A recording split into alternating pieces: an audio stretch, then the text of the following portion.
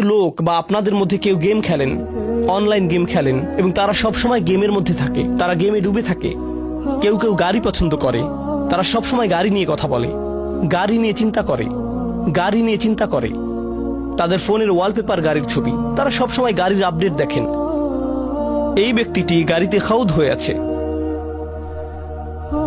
খাউদের প্রধান অর্থ হলো কিছুতে পুরোপুরি ডুবে থাকা। আধুনিক কালে এই শব্দটিকে কোনো কিছুতে আসক্ত হওয়ার জন্য ব্যবহার করা হয়। নেশা, যখন কেউ কিছুতে আসক্ত হয়, এটি খুবই আকর্ষণীয়, কারণ এই বিষয়ে বইও লেখা হয়েছে। আপনি এজ অফ অ্যাডিকশন নামে একটা বই খুঁজে দেখতে পারেন। এই যে সময় আমরা বসবাস করছি, এটি একটা নেশার যুগ। আগে লোকেরা মদের নেশা সম্পর্কে কথা বলতো। যারা জুয়া খেলে তারা একবার নয়, বারবার ফিরে আসে। তারা তাদের বাড়ি হারায়, পরিবার হারায়, এবং তারা এটা বন্ধ করতে পারে না। মাদক একটি নেশা হতে পারে। বহু লোক ইতিমধ্যে জানতে পারেন যে বিশ্বের নামকরা সামাজিক মিডিয়াগুলো, যেমন ফেসবুক, ইনস্টাগ্রাম, এই সংস্থাগুলো প্রথম তৈরিতে তারা বিশ্বের শীর্ষ ক্যাসিনোগুলোতে গিয়েছিল, কারণ তাদের অ্যাপ্লিকেশনগুলোর অ্যালগোরিদম এমনভাবে করা হয়েছে যেটা নিশ্চিত করে যে তাদের ব্যবহারকারীরা অ্যাপে থাকে। তারা চায় না যে আপনি টিকটক অন করেন এবং তা বন্ধ করে দেন। তারা চায় যে আপনি এটা অন করেন, সোয়াইপ করেন, আবার সোয়াইপ করেন, আবার সোয়াইপ করেন, এবং করতেই থাকেন। এই অ্যালগোরিদম বানাতে তাদের মানুষের আচরণ অধ্যয়ন করতে হয়েছিল। তাই তারা ক্যাসিনোতে গিয়েছিল এবং সেখান থেকে সেরা সাইকোলজিস্ট নিয়ে আসে, কারণ ক্যাসিনো শিল্প প্রথমে সাইকোলজিস্ট নিয়োগ দিয়েছিল যাতে লোকেরা স্লট মেশিনে বসে টাকা বের করতে পারে। তাদের উদ্দেশ্য ছিল আমাদেরকে সেখানে কতটুকু সময় ধরে রাখতে পারে, কারণ তারা সেখানে আমাদেরকে যত লম্বা সময় সম্ভব ধরে রাখতে পারবে, আমরা আরো বেশি আসক্ত হব। যারা লাস ভেগাসে ক্যাসিনো শিল্পের হিউম্যান বিহেভিয়ার তৈরি করেছিলেন, সেই একই লোকদের সিলিকন ভ্যালিতে নিয়ে আসা হয়েছিল সোশ্যাল মিডিয়ার ইউজার বিহেভিয়ার মডেল তৈরি করতে। কারণ তারা জানে যদি আপনি সবচেয়ে আসক্ত হন, তখন তারা আপনার থেকে সবচেয়ে বেশি প্রফিট করতে পারবে। যদি আপনি নেশায় ডুবে যান এবং আপনি বের হতে পারবেন না, যদি আপনি নেশায় ডুবে যান তখন আপনি বের হতে পারবেন না, এবং আপনি যদি এটা আবার করতে না পারেন, তাহলে আপনি আপনার ভেতরে কিছুই নেই এরকম একটা অনুভব করবেন। সে মদ পান করে এবং সে মনে করে সে ভালো ফিল করছে, সে চলে যায়। তার 1 ঘন্টা 2 ঘন্টা পর আবার মদ খেতে ইচ্ছা করে, তার আবার একটা চাহিদা তৈরি হয়, আমাকে আরেকটা দিন, আরেকটা দিন। তাদের পেট ব্যথা করতে থাকলেও তারা মদ পান করে যায়। তারা অর্ধেক ঘুমন্ত অবস্থায় থাকলেও মদ পান করে থাকে। তারা ঘুম থেকে উঠে এসেও মদ পান করতে চায়।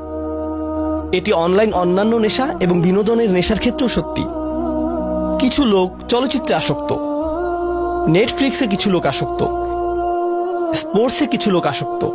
এই নেশা পরবর্তীতে আল্লাহ সত্যের সম্পর্কে কথা বলেছেন। যখন সত্য আসে, কোরআনে যে সত্য সম্পর্কে বলা হয়েছে, আপনাকে এই বাস্তবতার সাথে ডিল করতে হয়, আপনাকে আপনার কাজের জন্য দায়িত্ব গ্রহণ করতে হয়। আমি কিভাবে আমার দিন কাটাচ্ছি তার ব্যাপারে যত্নশীল হতে হয়, কিভাবে আমি আমার রাত কাটাচ্ছি তার ব্যাপারে যত্নশীল হতে হয়।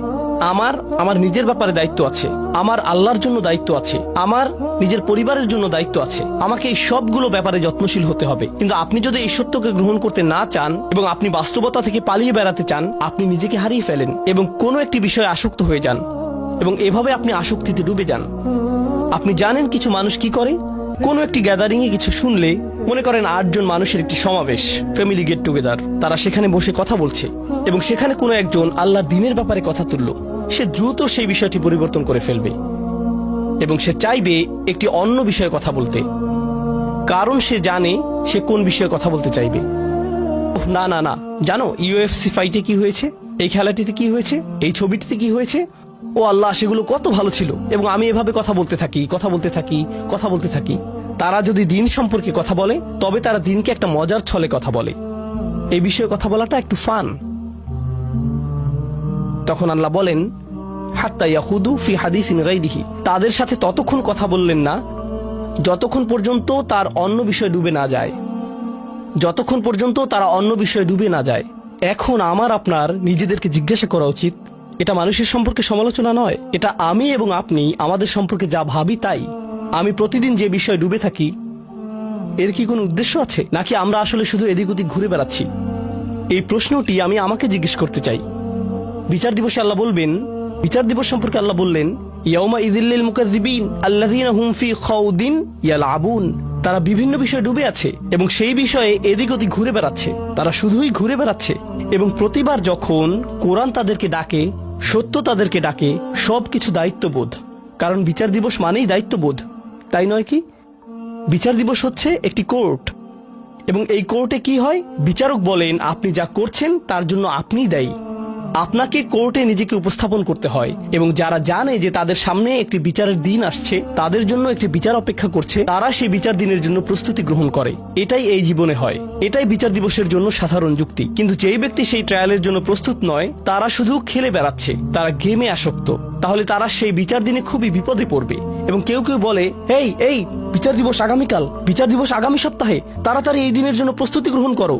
কিন্তু আপনি তৈরি নন, আপনি আপনার কাজ শেষ করেননি, সেই দিন কি আপনার বিপক্ষে হতে যাচ্ছে? আরে যান যান, আমাকে খেলতে দেন। এটা সত্য নয়। ওহ, এই মানুষগুলো খুব বেশি বেশি, আসলেই খুব বেশি বেশি, তারা খুবই নেতিবাচক, আমাকে আমার মতো থাকতে দিন। আপনি জানেন, এমন একটা সময় ছিল যখন দার্শনিকেরা ক্যাপিটালিজম, কমিউনিজম, অ্যাথিজম এইগুলো নিয়ে কথা বলতো। এখন আমরা একটা নতুন পৃথিবীতে, আপনার ইমোশনই আপনার নতুন ধর্ম। আমাকে একটু ভালো থাকতে দিন তো, আমি শুধু ভালো থাকতে চাই, আমাকে আমার মতো থাকতে দিন।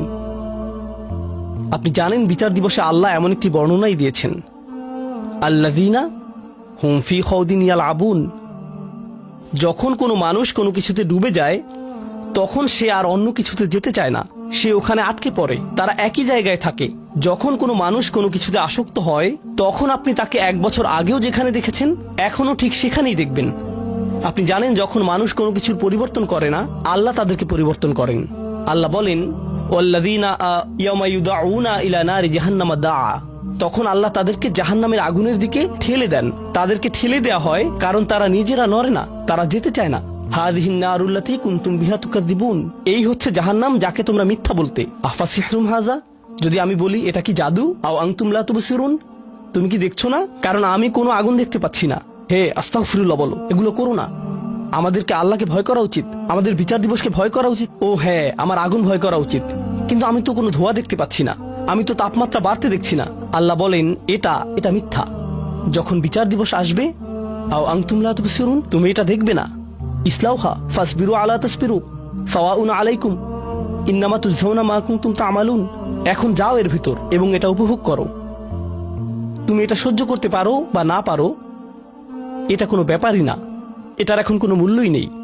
আমি এখন এই খুতবাটিকে ছোট করে আনতে চাই। অন্যদিকে এই মানুষের বিপরীত দিকে কিছু মানুষ থাকবে যারা বিচারের দিনে কোনো ধরনের বিপদে পড়বে না। আল্লাহ বলেন, ইন্নামাল মুত্তাকিনা ফি জান্নাতিন ওয়া নাঈম। যে মানুষের তাকওয়া ছিল, তারা জান্নাতে যাবে এবং সেখানে আরাম করবে। আয়াতের পরবর্তী অংশটি হচ্ছে জান্নাতের বর্ণনা। এটা নিয়ে হয়তো পরবর্তীতে কখনো কথা বলবো, কিন্তু আমি চাই আপনারা এই বিষয়টি নিয়ে চিন্তা করুন। মুত্তাকিন বলতে আসলে কি বোঝায়? মুত্তাকিন শব্দটা আমরা সবসময় শুনে থাকি, আমাদের তাকওয়া থাকা উচিত, আমাদের তাকওয়া থাকা উচিত। তো তাকওয়া শব্দটি এসেছে ওয়াকায়া শব্দ থেকে। আপনার জানা উচিত, ওয়াকা মানে হচ্ছে প্রতিরোধ করা। এখান থেকে যে শব্দটি এসেছে, আমরা দোয়াতে এই কথাটা বলে থাকি, ওয়াকিনা আযাবান নার। তাকওয়া একই শব্দ। ওয়াকিনা আযাবান নার মানে হচ্ছে আমাদেরকে বিচার দিবসের শাস্তি থেকে রক্ষা করুন। আল্লাহ বলেন, কু আনফুসাকুম ওয়া আহলিকুম নার। তোমাকে এবং তোমার পরিবারকে জাহান্নামের আগুন থেকে রক্ষা করো।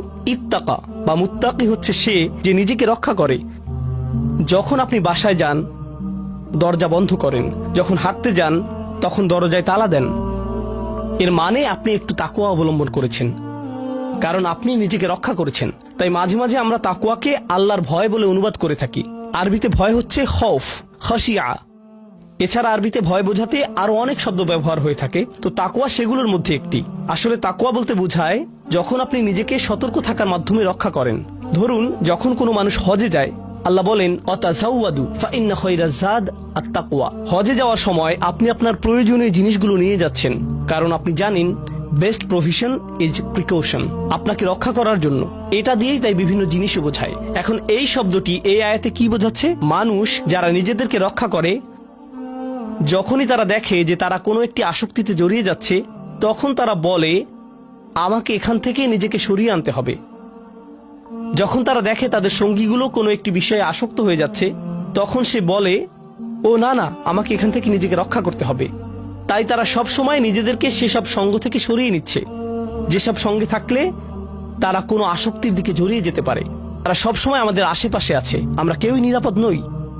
মুত্তাকিন শব্দটি ব্যবহার করার মাধ্যমে এমন মানুষকে বোঝায় যে সব সময় সতর্ক, তারা কখনোই বিশ্রাম নেয় না, তারা সব সময় একটা প্রতিরক্ষা বলয়ের মধ্যে থাকে। তারা জানে যদি তারা এভাবে না থাকে তাহলে স্লিপ করতে পারে। ইন্নাল মুত্তাকিনা ফি জান্নাতিন ওয়া নাঈম। এই কারণেই আমি তোমাদেরকে জান্নাত দেব উপহার হিসেবে। তাহলে আমাদেরকে এখন থেকে খুব সতর্কতার সাথে থাকতে হবে। আমার মনকে বোঝাতে হবে যেন আমি যে কোনো সময় পিছলে যেতে পারি, আমি ভুল করতে পারি। আমাকে তারপরে সেখান থেকে ফিরে আসতে হবে এবং আরো বেশি সতর্ক থাকতে হবে।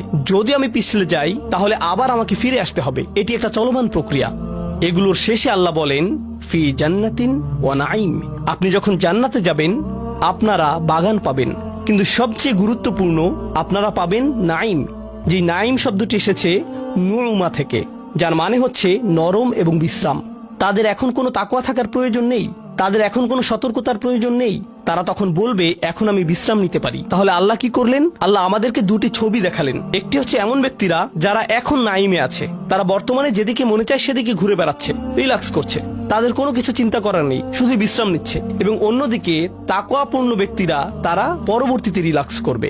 এখন সিদ্ধান্ত আপনার, আপনি কোন দলে থাকবেন। আপনি এখন রিল্যাক্স করতে পারেন অথবা আপনি পরবর্তীতে রিল্যাক্স করতে পারেন। আপনি এখন সাময়িকভাবে আনন্দ অনুভব করতে পারেন এবং পরবর্তীতে কঠিন বিপদে পড়তে পারেন, অথবা আপনি এখন একটু বেশি সতর্ক এবং বেশি নিজেকে রক্ষা করে চলতে পারেন এবং পরবর্তীতে অনন্তকালের জন্য রিল্যাক্স করতে পারেন। এই সিদ্ধান্তই আমাকে এবং আপনাকে নিতে হবে।